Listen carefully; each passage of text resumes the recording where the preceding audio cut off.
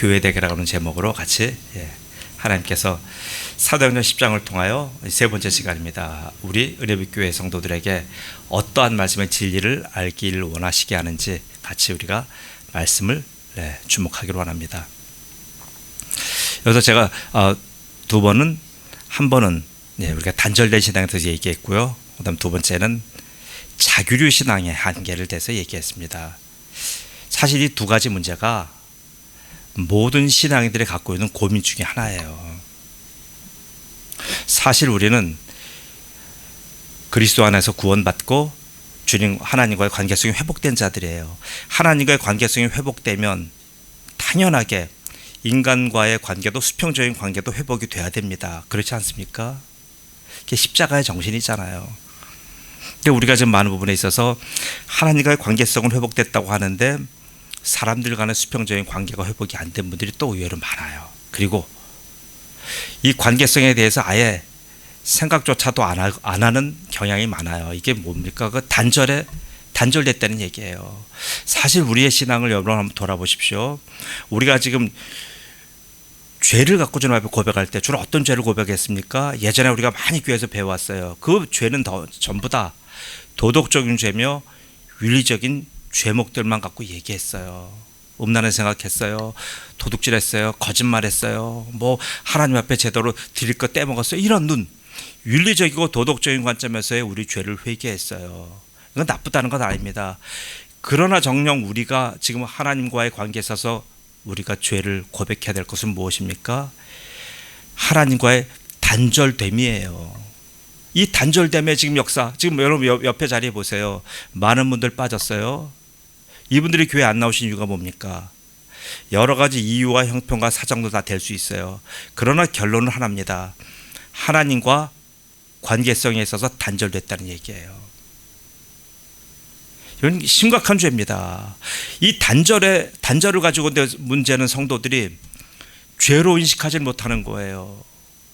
난 도둑질 안 했고, 나는 남의 거 띄어먹지 않았고, 나는 어디 음란한 거 돌아다니지 않았고, 뭐 이런 거 얘기만 하는 거예요. 성경을 그렇게 윤리교과서로 자꾸만 보면은 여러분은 결국 하나님의 마음을 이해하지 못하게 됩니다.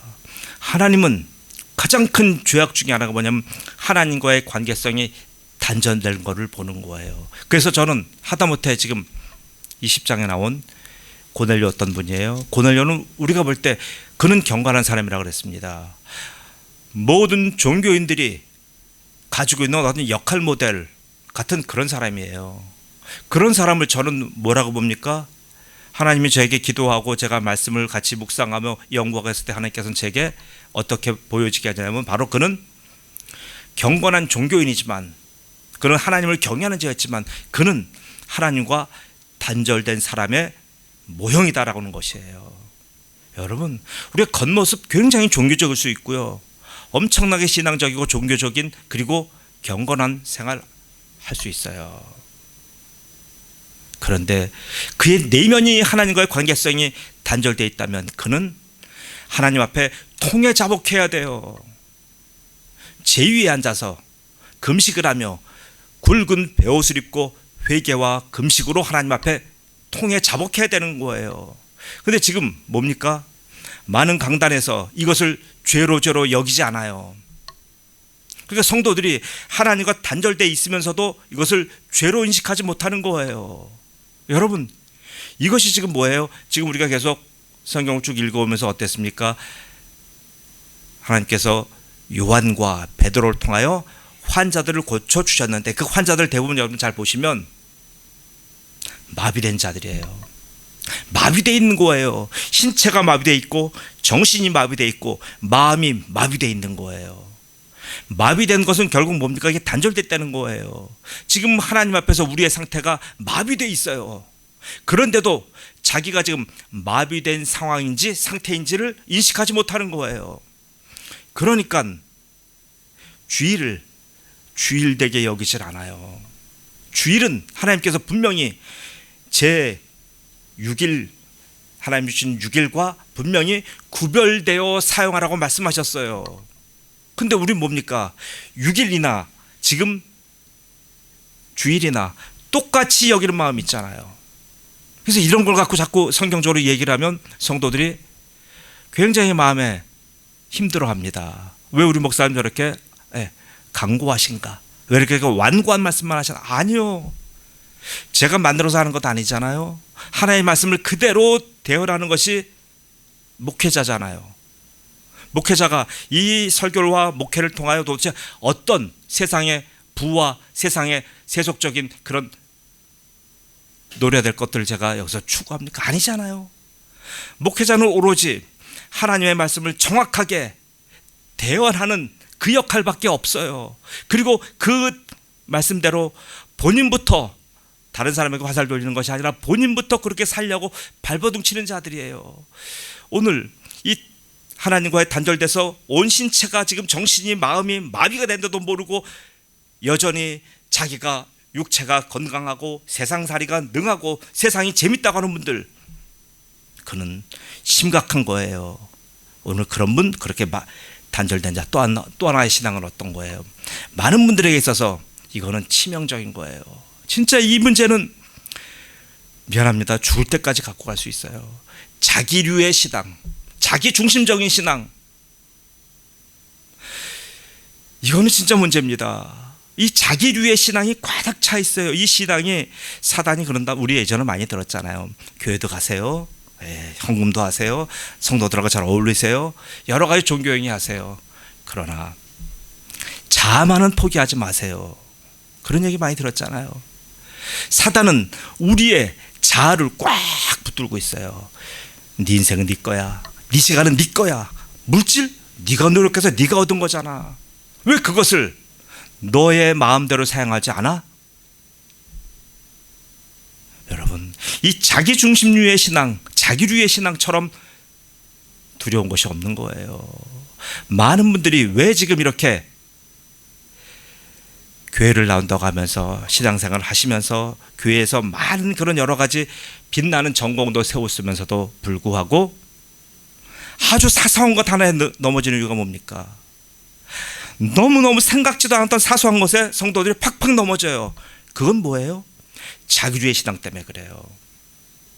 내 자아가 가득 있고 모든 것이 그래. 지금 제가 왜 여러분에게 잘못된 은혜에 관해서 자꾸만 얘기하는 이유가 뭡니까?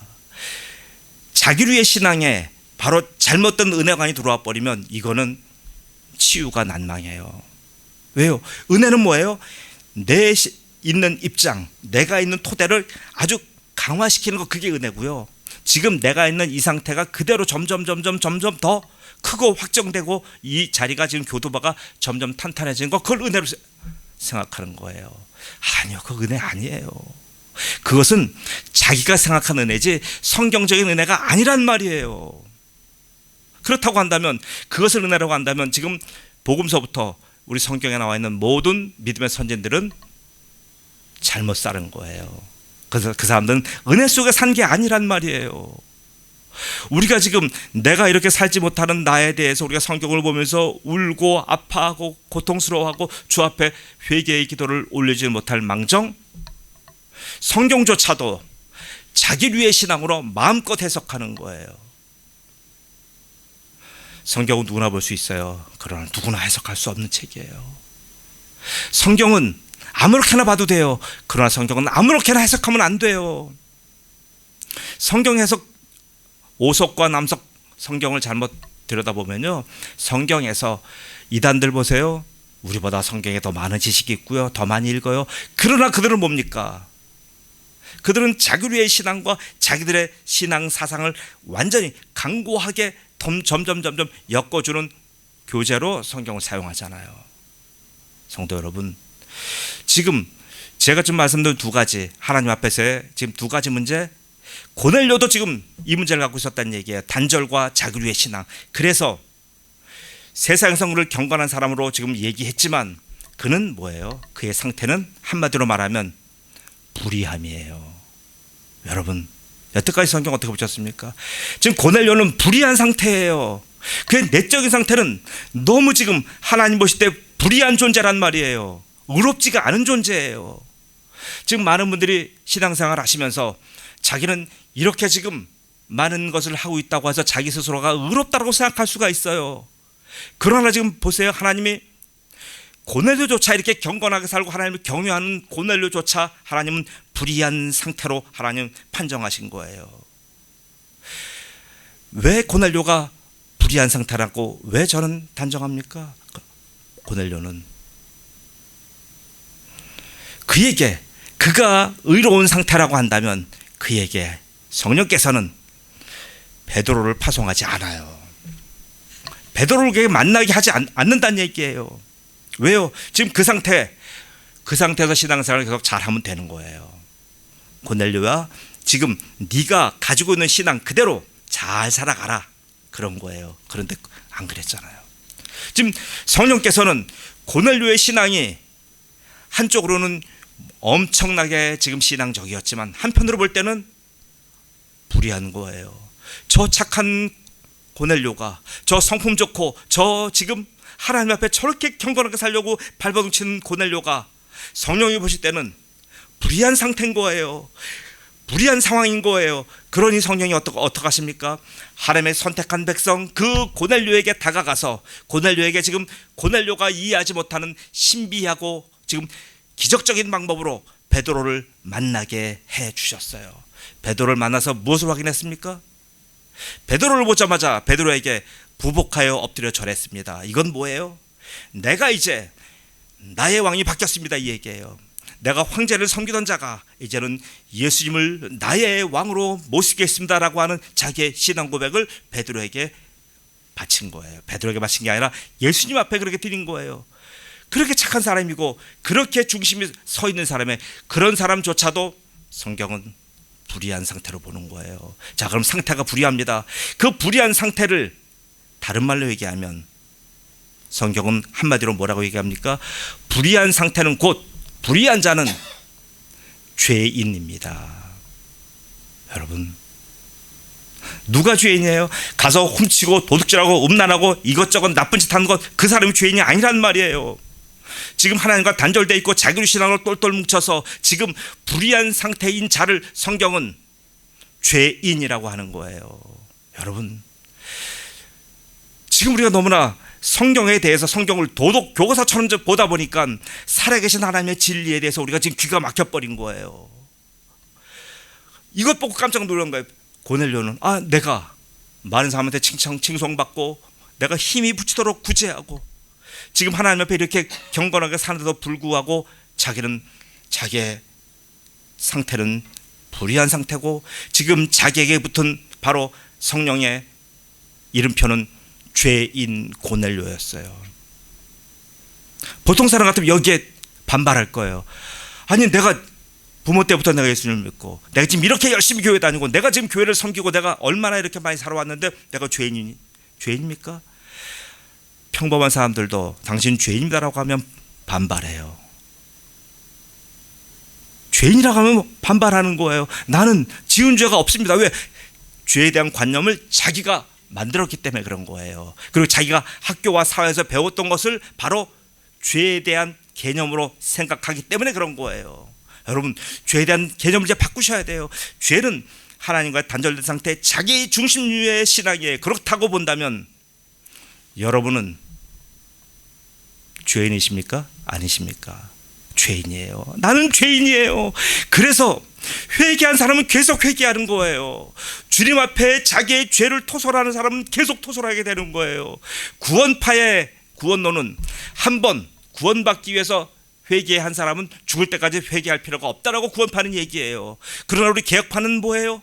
하나님 앞에 회개한 영혼은 늘 나의 죄성을 발견하며 나의 갈급함을 보며 나의 하나님 앞에서의 자기중심주의 신앙과 단절된 나의 상태, 늘 불안에 쫓기며 늘 죄로 했던 나의 모습을 발견하여 늘 하나님 앞에 회개의 기도를 드리는 거예요. 그래서 달라졌어요. 그전에와 우리가 달라진 건 하나 있어요. 뭡니까? 과거에 우리는 죄인 하면 그 죄인이 맞았어요. 죄인 맞아요. 근데 지금 뭐예요? 지금은 죄인이지만 우리는 어떤 죄인이에요?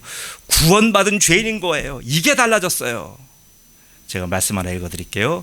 여러분 누가 같이 한번 찾아서 읽어주시면 더 좋고요. 히브리서 8장 12절 말씀 읽어주십시오. 히브리서 8장 12절.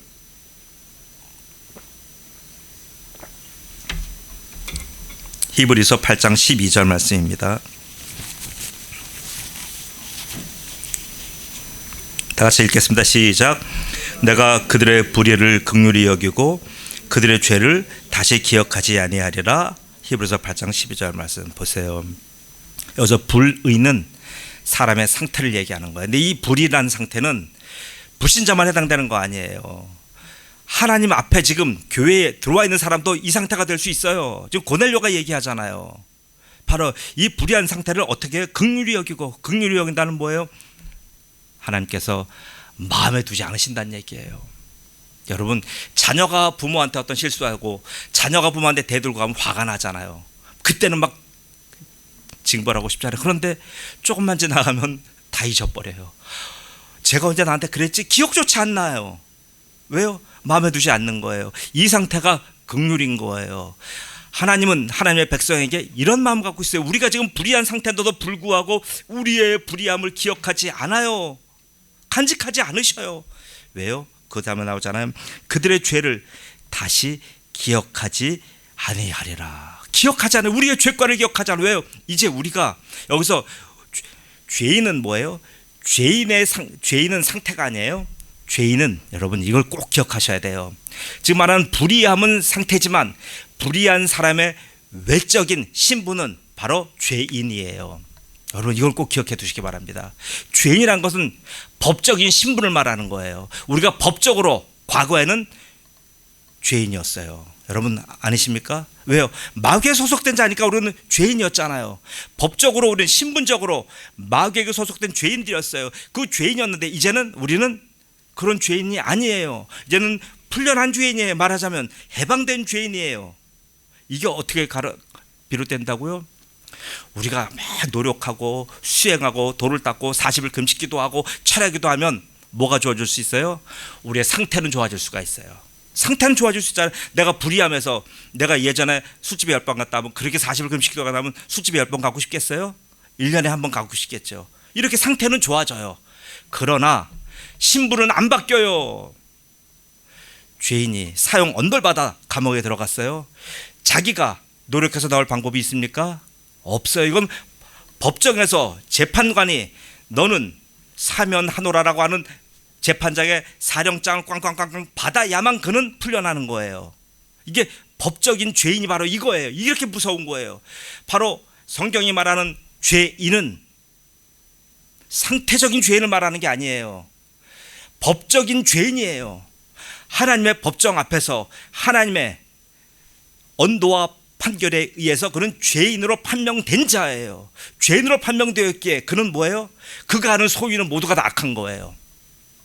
죄인이 하는 모든 행위는 전부 다 악할 수밖에 없어요. 왜요? 죄에서 나오고 죄인의 심성에서 나오기 때문에 그러는 거예요. 우리 모든 사람들은 이런 죄인의 상태에 걸려 있어요. 그런데도 불구하고 자기가 이런 죄인의 상태인 법적인 죄인으로 묶여 있다는 것 자체를 자기가 몰라요. 이거를 우리가 일깨워주는 것이 뭐예요? 이것이 형제의 사랑이며 이것이 전도예요. 믿으십니까? 이걸 알려주는 거예요. 너 우리 교회 나와라. 우리 목사님 잘생겼고 우리 목사님 좋은 학교 나왔고 우리 목사님 설교 잘한다. 이게 기준이 아니란 말이에요. 지금 너는 신분적으로 법적으로 너는 죄인이다. 너의 죄목은 뭐냐? 너는 죄인으로 너는 본질상 마귀의 자녀로 태어났고 너의 죄책은 뭐냐? 너는 영원한 지옥이다. 죽음과 지옥이 너한테 딸린 거다. 그러나 봐, 영원한 이 죄책을 해결해 주는 방법이 있다. 아무도 해결할 수 없다. 너의 노력, 너의 아버지의 그런 헌신적인 너의 뒷바라지, 네가 가지고 있는 많은 소유물, 그걸로 너의 신분 상태를 해결할 수 있느냐? 해결할 수 없어요. 과거 조선시대의 노예들은 돈을 가지고 양반의 호족을 살 수가 있었어요.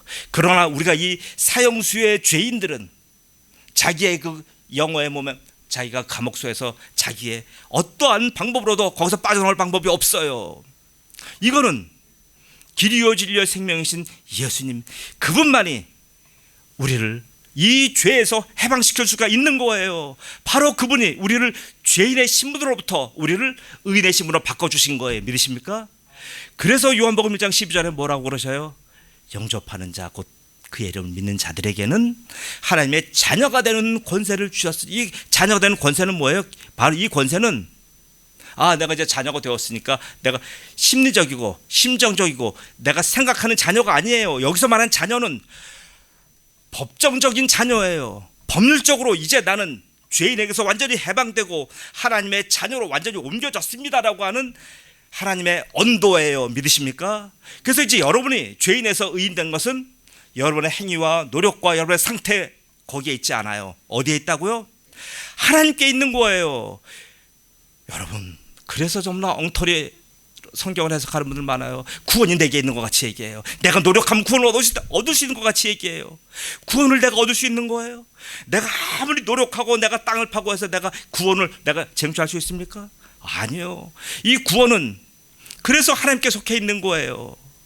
하나님만이 우리의 감옥에 있는 우리를 바로 그에게 풀러 나와서 바로 하나님의 자녀로 입적시킨 거예요. 이것은 뭐예요? 법률적인 선언이에요. 법정적인 선언이. 그러기 때문에 사단이 이 하나님의 의로우신 재판장 되신 하나님의 이 판결을 사단이 그것을 엎어버리지를 못해요. 왜요? 하나님의 판결이기 때문에. 하나님의 그 위대하신 최종 주권자 되신 하나님의 판단하신 그 판단과 그 언도를 누가 바꿀 수가 있습니까? 여러분, 이 사실을 우리가 믿고 안다면 그리스도라고 하는 이 자체가 얼마나 우리에게 감격스러운지 몰라요. 누구도 우리의 신분을 뺏어갈 수가 없어요. 믿으십니까? 내가 하나님의 자녀 된 것, 내가 그리스도인 된 것, 내가 의인 된 것을 도대체 누가 그 호적에서 지울 수 있으며, 누가 그것을 파괴할 수 있으며, 누가 그것을 뺏어갈 수가 있단 말입니까? 도저히 뺏어갈 수가 없어요. 자꾸 누가 속여요. 야, 네 상태 보니까, 에이, 너 어제도 술 먹었지, 너 지난주에 교회 안 갔지, 너 네 상태 보니까 너는 아니야, 이렇게 누가 속여요. 여러분, 이런 거 속지 마세요. 구원받은 의인이 우리가 이 땅에 있는 한 육체의 몸을 가지고 있잖아요. 삶을 살잖아요. 그렇기에 우리는 늘 때와 먼지와 각질 속에서 살아갈 수밖에 없어요. 우리에게 툭 털면, 아무리 지금 목욕하고 오신 분이라고 할지라도 툭 털어봐요. 그 몸에서 각질이 우수수 떨어질 거예요. 그 머리에서 우리가 보이지 않는 여러 가지 먼지들이 두두두 떨어질 거예요. 우리는 그런 존재예요. 아무리 우리의 상태가 깨끗해진다고 할지라도 우리에게서는 냄새나는 것밖에 없어요. 그게 우리예요. 그것 가지고 자꾸 너 구원받았느냐 안 받았느냐 얘기하지 말란 말이에요. 아무리 구원받은 자라고 할지라도 우리가 이 땅에 있는 한 우리에게는 먼지들이 우리에게 펄펄 날려요. 근데 그것 가지고 판단할 종목이 아닙니다. 그래서 오늘 정령 문제는 뭐냐 하면, 오늘 고넬료가 가지고 있던 이 두 가지의 심각한 문제를 성령께서 이것을 해결해 주셨다는 이 관점을 여러분 생각해 보셔요. 지금 여러분이 받은 구원 누가 해결해 주셨습니까? 누가 일으키셨습니까? 누가 여러분을 여기까지 믿고 찾아오게 하고 여기까지 지금 기다리게 하셨습니까? 여러분이 선택하셨어요? 여러분이 기획하셨습니까? 아니요. 이것 바로 성령님이 하신 거예요. 믿으셔요? 아멘. 성령님이 지금 여러분을 이것까지 인도하셨고, 지금까지 그 신앙을 지키게 하셨고, 지금까지 여러 가지 갓난 신고를 통하여 우리의 많은 삶 속에서도 우리가 이렇게 당당하게 살아서 주님 앞에 서 있게 하는 원동력이 바로 나한테 있지 않고 누가 있다고요? 성삼위 하나님께 있는 거예요. 그래서 우리의 신앙은 든든한 거예요. 내 상태가 아무리 나빠진다 할지라도, 겉사람은 후패해진다고 할지라도, 내가 지금 여러 가지 삶에 있어서 수입도 없고 나이도 먹고 점점 내가 점점 쪼그라든다고 할지라도 그것과 나의 구원은 상관이 없어요. 왜요? 내가 젊었을 때, 힘 좋을 때, 내가 수입 좋을 때 내가 일으킨 구원이 아니잖아요.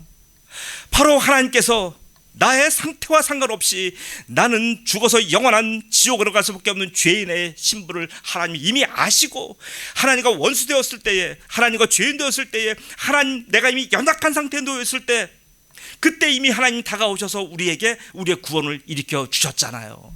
이게 지금 로마서 5장 내용이에요. 사랑하는 성도 여러분, 우리가 지금 이런 엄청난 은혜를 받은 자인데도 불구하고 지금 내가 누군지를 몰라요. 성경에서 하나님이 말씀하시는 나의 신분과 나의 상태를 모르니까 자꾸만 자기가 스스로 구렁텅이에 몰아넣는 거예요. 누가 몰아넣어요? 목사가 몰아넣어요? 하나님이 그를 몰아넣어요? 아니요. 자기가 점점 침전되고 점점 자기가 지금 자꾸 신앙이 떨어지는 이유는 자기 자신 자기를 그렇게 몰라서 그러는 거예요. 그리고 누구의 음성을 많이 들어요? 세상의 소리 듣잖아요. 사단의 소리 듣잖아요. 육신의 정욕, 안목의 정욕, 이상의 자랑을 자꾸만 듣잖아요. 그러니까 거기 점점 어떻게 됩니까? 아, 맞아, 이 말이 맞아. 우리 목사님 얘기한 거 틀려. 내가 거기 가면 내가 자꾸 오염돼. 내가 자꾸 가면 내가 거기 가서 누가 그러더라고요. 제가 전도하고 교회 나오시라고 하니까 한번 우리 교회 오셨어요. 오셨고 말씀드렸더니 그분이 안 오겠대요. 왜 안 오십니까? 목사님 말씀드리니까 자꾸만 내가 빨려 들어가서 안 되겠어요. 내가 자꾸 정신을 잃어서 목사님하고 좀 거리를 둬야 되겠어요. 이 얘기하더라고요. 자꾸 자기 정신이 자꾸 마비되는 것 같대요. 그렇습니까? 아니잖아요.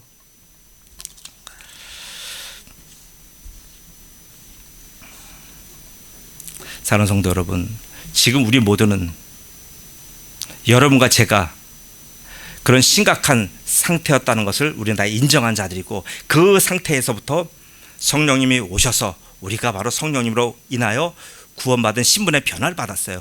자, 신분의 변화를 받았는데 오늘 무엇을 통해 받았습니까? 오늘 여기서 세 가지가 중요한 게 있어요. 하나는 뭐냐 하면 바로 베드로가 오자마자 무엇을 했어요? 다른 얘기 안 한 거예요. 베드로가 지금 오늘 여기서 베드로의 오늘 설교인데 설교 제목이 뭐냐 하면 바로 36절에 나와요. 36절의 설교 제목이 뭐냐 하면 36절에 베드로의 설교 제목은 이거예요. 만유의 주 되신 예수 그리스도로 말미암아. 이게 설교 제목이에요. 여러분, 지금 고넬료가 지금 단절과 자기류의 신앙 때문에 지금 굉장히 불이한 상태인데 베드로가 와갖고 이렇게 지금 어떤 얘기를 해요? 그 죄인에게 너무 한간 얘기하는 거예요. 그 얘기는 바로 뭡니까? 만유의 주 되신 예수 그리스도로 말미암아. 이게 설교 제목이에요. 성도 여러분 무엇을 기대하고 교회 오셨습니까? 교회에서 어떤 말씀 듣기를 원하십니까? 교회에서 세상 이야기, 영화 이야기, 책 이야기, 세상 돌아가는 이야기, 지금 전 세계에서 가장 핫한 그런 이야기들, 그런 거 들으러 오셨습니까? 물론 그렇게 사람들의 관심사를 긁어주는 많은 목회자들이 계셔요. 제가 그분들 뭐라고 말하진 않겠습니다. 그러나 오늘 10장 36절 보니까 베드로 목사님은 그렇게 했네요. 만유의 주 되신 예수 그리스도로 말미암아. 설교 제목이 이거고 계속 이 내용만 얘기했어요. 여기 뭐라고 합니까?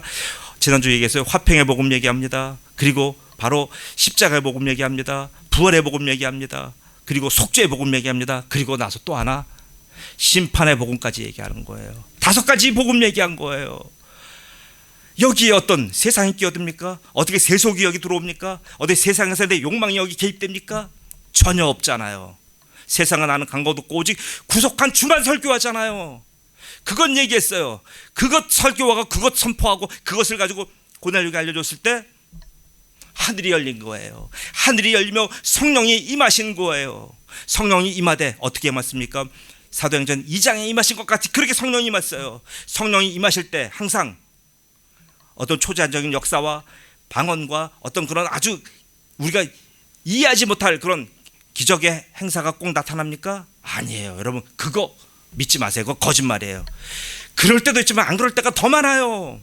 성령이 꼭 오신다고 해서 막 불의 같이 갈라지고 그다음에 막 각 사람 머리 위에 급하고 강한 바람이 막 임하고 각 사람 입에서 외국어 방언이 튀어나오고 아니면 우리가 모르는 천사의 방언이 튀어나오고 이게 성령 오신 증거예요? 아니요. 그럴 때도 있지만 안 그럴 때가 더 많아요. 지금 보세요. 사도행전 4장에 3,000명 회개할 때 5장에 5,000명 주님 앞에 돌아올 때 그런 역사 없었어요. 그런데 왜 자꾸만 성령이 임하시면 뭐 사람이 그냥 까무라쳐야 되고 갑자기 뭐 이상한 말을 해야 되고 아니요. 여러분 속지 마셔요. 우리가 어떻게 성령님 이러한 방법으로 오십시오라고 아무리 얘기하셔도 성령님은 그 방법으로 안 오셔요. 성령님은 인격이시잖아요. 여러분 왜 인격이란 말이 대단한 줄 아세요? 돈 없는 분들 돈 많이 벌고 싶죠. 누가 만났더니 그러더라고요. 힘든 상황인데도 불구하고 제가 예수님 얘기했더니 자기 돈 3억만 있으면 지금 이 상황보다도 좀 좋은 상황 될 거라고 얘기해서 제가 너무나 화가 난 거예요. 보세요, 여러분. 돈 많으면 은행 가셔요. 돈 달라 그래 보세요. 근데 왜 돈 안 줍니까? 보세요. 아니, 은행에는 돈이 지금 미어 터지게 돈이 많잖아요. 근데 왜 우리한테 돈 안 줘요? 사모님, 왜 은행에서 사모님한테 돈 안 주십니까? 아니요. 왜 그러냐면 보세요. 그것은 모든 물질에는 인격이 없기 때문에 돈이 우리에게 돈을 주진 못해요. 돈을 누가 주는 거예요? 어느 인격체가 우리에게 주는 거예요. 인격체가 아닌 모든 우상들은 우리에게 어떠한 우리가 원하는 부귀, 영화, 재물, 취직, 입신, 양명 하나도 못 줘요. 왜요? 인격이 아니잖아요. 그래서 우상 숭배하지 말라는 거예요. 우상 숭배는 인격이 아니란 말이에요. 인격이 아닌 데 가서 자꾸 빌면 돈이 왜 우상입니까? 인격이 아니잖아요. 인격이 아닌데 갖고 은행 앞에 가서 계속 거기서 10년, 20년을 서보세요. 은행이나 돈 줍니까? 안 줘요. 왜? 은행은 인격이 아니잖아요. 지금 왜 이렇게 헛된 것들을 사람이 쫓아다녀요? 인격이 아닌 것들을 쫓아다녀요. 성삼위 하나님 뭐예요? 인격이시잖아요. 그래서 우리 기독교가 다른 여타의 지금 종교들 그런 우상들과 다른 이유가 여기에 있어요. 그들에게는 그들의 믿는 신이 인격신이 아니에요. 인격에 대한 개념도 몰라요. 그 사람들은. 오직 성경은 이미 그 아득한 옛날에 성령께서 성경을 집필하실 때 뭐예요? 하나님은 인격이시다라고 하는 것을 우리에게 그렇게 강조하신 거예요. 인격이시기에 하나님은 살아계시고 살아계시기에 우리가 원하는 것을 우리 다 주실 수가 있어요. 제가 죽으면 저희 딸이 저한테 아무리 돈 달라고 제가 돈 줄 수 없잖아요. 근데 살아있으면 제가 아무리 돈이 없어도 딸이 저한테 돈 달라면 제가 어떻게 해서든 돈 줄 수 있잖아요. 왜요? 인격이니까. 여러분, 인격신앙이 이렇게 중요한 거예요. 이 성령님은 우리에게 지금 인격이 되셔서 우리와 함께 동행하시는 거예요. 여러분, 성령을 어떤 그림자나 어떤 강력한 힘이나 어떤 능력이나 어떤 나를 돕기 위해서 와 있는 수호신 같이 여기시면 큰일 나요. 성령님은요, 순전한 영이셔요. 그분은 순전한 영이셔요. 그분은 하나님이셔요. 그 영이 인격이셔요. 그 인격이 우리와 함께 하신다는 것 자체는 우리가 죄인일 때는 상상도 못한 거예요. 우리가 불의한 상태할 때는 감히 상상도 못했어요. 그러나 이제 우리가 하나님의 자녀되고 법정적인 신분으로 완전히 의인 되었기 때문에 이제는 성령님이 오셔서 우리와 어떻게 하셔요? 우리와 동행하시자. 동행의 증거가 오늘 여기 나온 거예요. 성령이 내린 것을 봤어요. 여기 사람들 보고 거기 있는 사람들 다 경험하니까 여기 베드로가 뭐라고 얘기합니까? 성령이 오셔서 이방인에도 성령을 내리셨고 바로 성령이 오셨기에 우리가 할 것은 무엇인가? 성령이 오셨으니까 나는 그럼 이제 내가 받은 이 성령의 은사를 가지고 나는 약한 사람들 만나서 돈 벌어야지. 나는 여기저기 다니면서 나에게 온 사람들 기도해주고 돈 받아야지. 그런 거 성경에 없잖아요. 왜 성령 은사 받으면 그걸 가지고 꼭 물질과 돈으로 연결시켜요? 그리고 사람도 그래요. 누가 어떤 40일 금식도 마쳤대. 사람들 구름같이 모여요. 왜요? 저 사람의 신통력을 좀 힘입어서 내가 세상에서 한번 여러 가지를 얻고 싶으니까. 똑같이 타락한 거예요. 성도 여러분, 성령은 그러신 분이 아니에요. 성령이 오셨기에 지금 그 모든 사람들이 거기서 놀라고 어떻게 해요? 베드로가 얘기합니다. 성령이 내리셨기에 우리가 그러면 여기서 지금 해야 될 일은 뭐예요? 해야 될 일은 우리가 지금 고넬료와 이 식구들에게 세례를 주는 것이 마땅하도다. 이 얘기한 거예요. 세례를 준다는 건 뭐예요? 개인적으로는 내가 예수님과 함께 죽고 내가 죄인으로 죽고 내가 장사되었고 내가 완전히 다시 살아나서 의인으로 살아난 거예요. 이건 신분상의 변화예요. 법적인 변화예요. 법적인 변화를 자꾸만 감정적인 변화로 느끼는 사람도 있어요. 예수님을 만나면, 예수님의 십자가를 만나면 막 울음이 터져야 되고 회개가 나와야 되고 제가 죄인이에요. 제가 나쁜 놈이에요. 감정적인 회개가 물론 따라오는 사람도 있지만 감정적인 회개가 따라오지 않는 사람이 더 많아요. 왜요? 그런데 우리는 자꾸만 감정적인 것에 자꾸 호소하잖아요. 성령님은 인격이셔요. 그 인격에서 오신 성령님을 만나니까 이 지금 고넬료에 있는 가이사랴 교회가 어땠어요?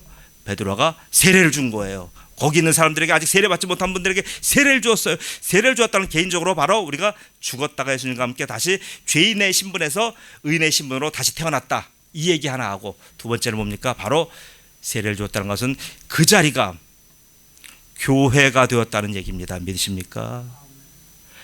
교회가 아닌 곳에서 세례를 누가 줘요? 교회가 아닌 곳에서 세례 준다고 하면 그 세례 받지 마십시오. 교회는 반드시 하나님께서, 세례는 교회가 맡기신 하나님의 은혜의 방편이에요. 내가 세례를 어디서 받았다라고 얘기하는 것이 그 반드시 교회를 통해 주는 거예요. 그럼 뭐예요? 내가 그 교회를 통해서 세례를 받았다는 것은 내는 앞으로 성령님께서 너는 그 교회에 계속 너는 내가 둔다 이 얘기예요. 그래서 성도는, 구원받은 성도는 반드시 어디에 있어요? 아버지의 집에 있는 거예요. 아버지의 집이 우리에게 교회잖아요. 아버지 집의 모델이 지금 이 땅에서는 교회예요. 교회에 두신 거예요. 그런데도 불구하고 성도가 나는 구원받았고 세례받았고 나는 전부 다 그렇게 졸졸졸 구원의 공식을 얘기하지만 교회 어디 나가십니까? 아니요, 지금 교회 안 나가요. 지금 어느 목사님 밑에서 영적인 훈련을 받고 있습니까? 아니요, 여러 개 다녀봤는데 목사 새끼, 죄송합니다, 목사들 다 시원찮아요. 이런 얘기하는 사람도 있어요. 그런 사람은 어떻게 됩니까? 그런 사람은요, 미안한 얘기지만 구원받은 백성 아니에요. 그는 법정적으로, 지금 신분적으로 그는 완전히 지금 해결된 거 아니에요. 아니, 어떻게 탕자가 회개해서 아버지 집에 돌아왔는데, 아버지 집에 돌아와서 지금 완전히 그 아버지의 아들이 되었는데, 그 아들이 아버지가 싫다고, 큰 아들이 싫다고, 에이씨 다시 가서 어떻게 주연나무 열매를 먹고 어떻게 다시 가서 돼지고기에서 다시 잠잘 수가 있습니까? 하나님의 몸된 이 하나님의 정하신, 하나님이 세우신 이 교회를 떠난다는 것은 바로 내가 다시 돼지로 돌아가는 것이고 내가 다시 주연나무 열매를 먹겠다고 하는 의지예요. 말이 됩니까? 말이 안 되잖아. 여러분을 사랑하는 자녀가, 나는 엄마 싫어, 나는 아빠 싫어, 나는 지금부터 나가서 이제 난 돼지로 살 거야, 나는 주연나무 열매로 난 내 식량을 해결하겠어, 그렇게 얘기한다면 어느 부모가 가슴이 미어지지 않겠습니까? 지금 사랑하는 성도 여러분, 이것이 교회예요. 그래서 우리 믿음의 선진들이 교회를 생각할 때마다 뭐라 그랬어요? 교회는, 아까 찬양 나오잖아요, 교회는 생명이네. 여러분, 교회가 생명이에요. 자꾸만 오해하는 거예요. 내가 생명인 줄 알아요. 나는 생명을 받은 존재예요. 내 생명은 지금 이 땅에서 유한해요. 그러나 내가 받은 그 생명만이 영원한 거예요. 그 생명은 뭐예요? 예수님이시잖아요. 그 예수님의 생명을 이 땅에서 내가 누리는 건데, 그 예수님의 생명을 누리라고 한 우리를 어디다 두셨다고요? 교회에다 두신 거예요. 그래서 믿음의 선진들은 어떻게 얘기합니까? 찬송가 208장 제가 1절을 제가 읽어드릴게요. 내 주의 나라와 주 계신 성전과 피 흘려 사신 교회를 늘 사랑합니다. 성도 여러분, 피 흘려 사신 교회예요. 이 교회가 우리가 볼 땐 눈으로 보고 잠깐 나가고 어떤 형편과 처지에 따라서 오고 가고 하는 이런 여러 가지 편의적인 장치로 생각하셔요? 내가 지금 여기저기 편의점 다니면서 여기도 갈 수 있고 저기도 갈 수 있고 이마트도 갈 수 있는 그런 정도로 여러분 교회를 아십니까? 그렇다고 한다면 그분은 다시 그분의 영적인 상태를, 신분의 상태를 다시 하나님과 확인하셔야 돼요. 반드시 구원받은 백성은 하나님의 집에 있어야 됩니다. 그 하나님의 집을 떠난 자들은 그분 신분적으로, 법정적으로 지금 하나님의 언도 아직 죄인의 상태 그대로입니다. 사랑하는 성도 여러분, 저는 오늘 이 자리에 나오신 여러분에게 다시 도전하고 싶습니다. 지금 여러분이 앞으로도 살면서 많은 유혹 올 거예요. 이 교회를 떠나고 싶고 어떤 더 좋은 교회와 더 좋은 목회자와 더 좋은 성도들이 있는 곳으로 가고자 하는 마음 많이 있을 거예요. 그러나 기도하고 움직이셔야 돼요. 그렇게 간다고 하면서 대부분 보면 어떻게 가십니까? 대부분 가는 분들 보니까 길거리 애들이 있더라고요. 길거리에서 왔다 갔다 하더라고요. 이게 뭐예요? 여러분, 화단에 어떤 꽃들이 이제 꽃에 화단에서 꽃을 이렇게 키워요. 근데 이 꽃들이 나는 화단이 싫어. 난 이 화단이 너무 답답해. 이 화단에서 제한된 곳에서 늘 보는 꽃, 늘 보는 화초들과 같이 있는 내가 너무나 싫어. 그래서 그 꽃이 이사 갔다고 쳐요. 어디로 갔습니까? 멋진 길가로 갔어요. 길가로 가서 거기서 아주 멋진 꽃을 만들고 숲을 만들고 살아요. 오고 가는 사람들이 환영하고 오는 사람들 다 이뻐해요. 이것을 한자어로 뭐라고 하냐면 노류장화라 그래요. 길거리에 버드나무 같고 바로 담장에 핀 장미꽃 같이 이렇게 지금 살고 싶어 하는 거예요. 그러나 그 노류 정화는 얼마 못 가서 죽어요. 왜요? 주인이 없잖아요. 보호를 받지 못하잖아요. 누가 노류 장화된 그 나무와 그 꽃을 누가 키우고 누가 거름주고 누가 그 나무의 생명을 연장시켜 주겠어요? 꽃은 화단에 있을 때 화단에서 그 가드너의 축복을 받으며 비료를 받으며 물을 공급받으며 거기서 사랑과 섬김을 통하여 성장하는 거예요. 사랑하는 성도 여러분, 여러분 주위에 혹시라도 이렇게 노류 장화처럼 떠돌아다니는 이런 부평초가 있다면 그분들 붙잡으셔요. 멱살이라도 붙잡으셔요. 너 이렇게 살면 안 된다고 분명히 말씀하세요. 성경의 진리를 말씀해 주세요.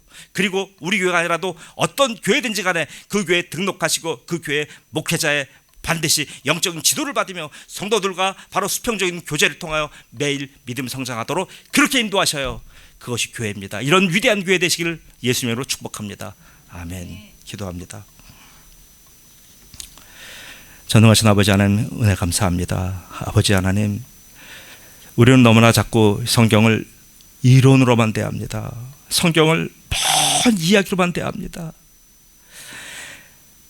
몇천 년 전에 할 일 없는 사람들 쓴 그런 아주 구닥다리 책으로 여깁니다. 아버지 하나님, 그리고 그 성경을 보는 그 성경을 대하는 나는 살아있고 나만이 이 땅에 우주의 가장 존귀한 존재며 내가 우주의 중심이며 내가 없으면 아무것도 돌아가지 않는다는 자기 중심주의 신앙 속에서 그런 사고방식 속에 살아갑니다. 아버지 하나님, 그렇게 살던 많은 선진들, 아버지 하나님, 결국은 그렇게 떠난 자도 있고 마지막에 하나님의 무릎 꿇은 이어령 같은 선생도 봤습니다. 그 이어령 같은 사람이 얼마나 자기 중심주의 그런 자기 삶을 살다가 마지막에 아버지 하나님, 그가 하나님 앞에 무릎 꿇고 돌아왔을 때 아버지 하나님, 모든 이 한국의 지성계는 놀랐습니다. 한국의 지성사가 완전히 뒤집어졌습니다. 아버지 하나님, 그가 보이지 않는 하나님을 바로 자기의 아버지로 영접하게 되었고, 그가 죄인의 신분에서 그 자기의 죄인의 신분의 상태를 발견하였고, 그가 바로 하나님의 언도를 받아 의인된 그 모습으로, 하나님의 자녀된 모습으로 영광스러운 삶을 살다 간 것을 저희가 봅니다. 아버지 하나님, 지금 이 설교를 듣는 여러 많은 신앙인들이 아버지 하나님, 이렇게 되도록 도와주옵소서. 고넬료처럼 자기 중심주의 신앙과 단절된 신앙 속에서 만족하는 신앙이 아니라 바로 성령의 음성에 귀 기울이게 하시고 하나님이 원하시는 교회에 소속이 되어서 아버지 하나님, 그 피 흘려 사신 교회를 지켜나가는 성도의 사명과 직분을 감당하는 성도들로 축복하옵소서. 감사하며 예수님의 이름으로 기도드리옵나이다. 아멘.